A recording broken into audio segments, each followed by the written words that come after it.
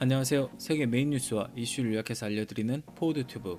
오늘의 뉴스는 미국의 친이스라엘스러운 정착촌 합법 발표, 화산의 불안과 호랑이의 공포로 살아가는 수마트라 섬 주민들 주제를 이야기해보겠습니다. 국제사회가 위법으로 간주한 팔레스타인 서안지구 이스라엘 정착촌을 더 이상 불법으로 여기지 않겠다고 미국 입장을 바꿨습니다. 40년 만인데요. 언론에 따르면 미국 국무장관은 기자회견에서 미 행정부는 이스라엘 민간 정착촌이 국제법을 위반하지 않는다는 데 동의하는 입장을 표명한다.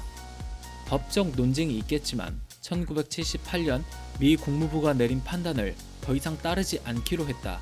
그때 법의 시선은 지금 시대와 동떨어진다 라고 밝혔습니다. 이곳은 본디 팔레스타인 자치지역이었습니다.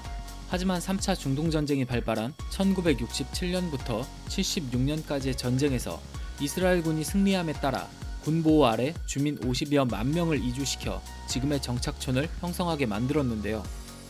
이것을 두고 그동안 국제사회는 많은 논쟁이 있었습니다. 이스라엘 점령을 불법으로 간주한 것이죠. 허나 이번 미국의 발표는 친미 성향의 이스라엘 정부 힘실어주기로 해석되고 있습니다.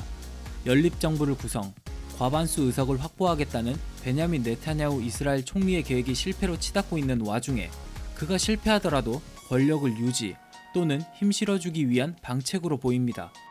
미국의 발표에 이스라엘 총리는 미국은 역사적 오류를 바로잡았다 라며 화답했습니다. 하지만 미국의 발표에 유엔은 반대의 목소리를 내고 있는데요. 국제법에 모순되며 미국이 국제법 결정에 취소할 자격이나 권한이 없다. 또한 정착촌의 합법성을 부여할 권리도 없다라며 성명을 발표했습니다. 이번 미국의 발표가 중동의 평화를 가져다 줄까요? 아니면 위험한 결과를 가져다 줄까요? 호랑이가 산 아래로 내려와 주민들을 공격하면서 한 명이 숨지고 한 명이 부상을 입는 사고가 발생했습니다. 이를 두고 인도네시아 수마트라 섬에는 곧 화산 폭발이 있을 거라며 주민들이 공포에 떨고 있는데요. 미 언론에 따르면 멸종 위기종에 속한 수마트라 호랑이가 덴포화산 인근 캠핑지에 나타나 텐트를 찢고 야영객을 공격했다 전했습니다. 이 공격으로 한 야영객이 상처를 입었지만 신속한 이동으로 다행히 생명엔 지장이 없는 것으로 알려졌는데요. 다음날 캠핑장에서 13km 떨어진 커피 농장에 호랑이가 나타나 농민을 공격, 결국 농민은 사망했습니다. 같은 호랑이인지는 확인되고 있지 않지만 영역을 구분하는 동물로서 거리상 호랑이 영역으로 판단, 목격자들의 증언도 일치하는 것으로 보아 같은 호랑이로 보고 있다고 하네요. 현지 주민들은 호랑이가 내려오는 건 화산 폭발 징후라며 불안에 떨고 있는데요. 근래 다른 야생동물들도 산 아래로 내려오고 있다며 화산 폭발 가능성에 무게를 실었습니다.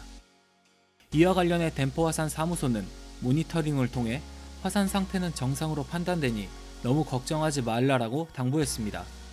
말은 당부라 하지만 근처에 터전을 일구고 살아가는 주민들에게는 하루하루가 공포와 싸우는 사투의 삶일 듯합니다. 하루빨리 정상적인 예전의 삶으로 돌아가길 기원해봅니다. 매일매일 해외 뉴스를 요약해 전해드리겠습니다. 포워드튜브 감사합니다.